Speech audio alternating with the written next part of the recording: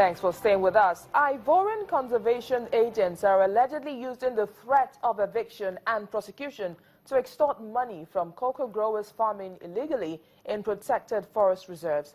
In a report released by Human Rights Watch, agents from a forest management agency called SOD4 were accused of burning down the homes of illegal farmers, destroying their belongings, beating them and squeezing them for money in the Cavally-Goin Dib and Sio forest. Meanwhile, a technical advisor from SOD4 aboard Dogi said there was no evidence of malpractice by its agents, but that reported abuses are investigated. Victims and rights groups say that Ivory Coast forestry officers have beaten, robbed and extorted money from cocoa growers under the auspices of a reforestation drive, while allowing those who pay up to remain farming illegally in protected forest reserves.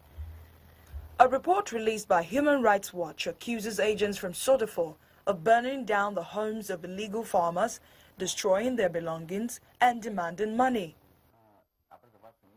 Côte d'Ivoire faces an enormous challenge as it tries to mitigate the impacts of widespread deforestation on climate change.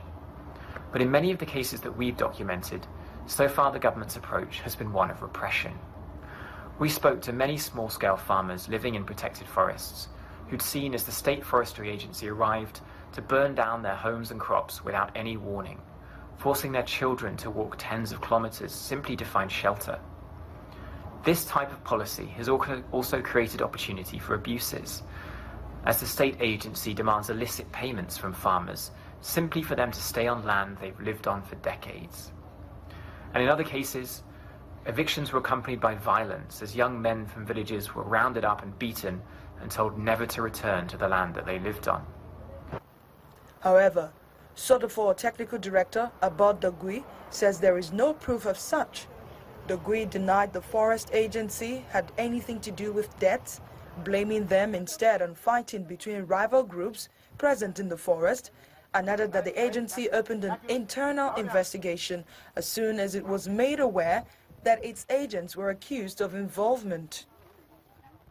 There are about 1,000 agents at SOD4. We cannot vouch that all 1,000 agents act in a professional manner, but I can confirm that 95% of the agents work according to the SOD4 Code of Conduct. Around 80% of Ivory Coast's primary forest, once the largest in West Africa, has been chopped down in the 5 decades since independence, amid an agricultural expansion that helped make it the world's top cocoa producer and most important economy in Francophone West Africa.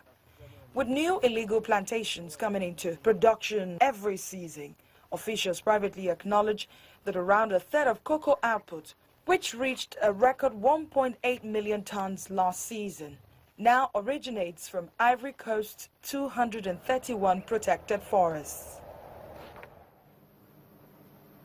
A local community organization in Durban, South Africa is helping kids who have lived for too long on the streets. The organization is teaching young black kids surfing and in the process helping them heal from the trauma of street life.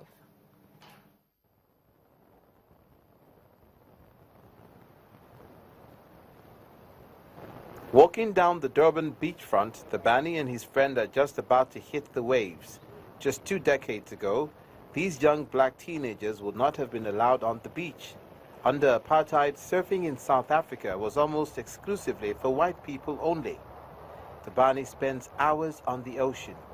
He says surfing has become a lifeline.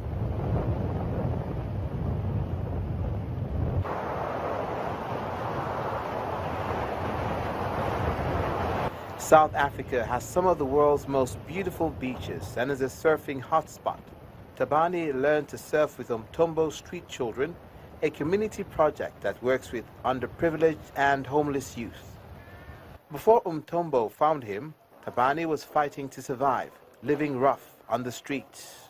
Surfing, I choose that over. It's where I get the most of my freedom. Every time I'm at a surfboard and getting manzini, I get to be free.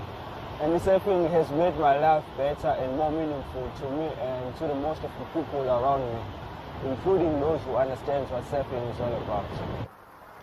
South Africa has made significant progress since the end of apartheid in 1994, but millions of people from the black majority still live on the streets or in poor townships. Tabani now shares a home with a group of former street children at Umthombo. They are given counseling and provided with mentorship and vocational training. Those who can't read are also taught basic literacy skills. Tabani says he is grateful he now has a safe place to eat and sleep.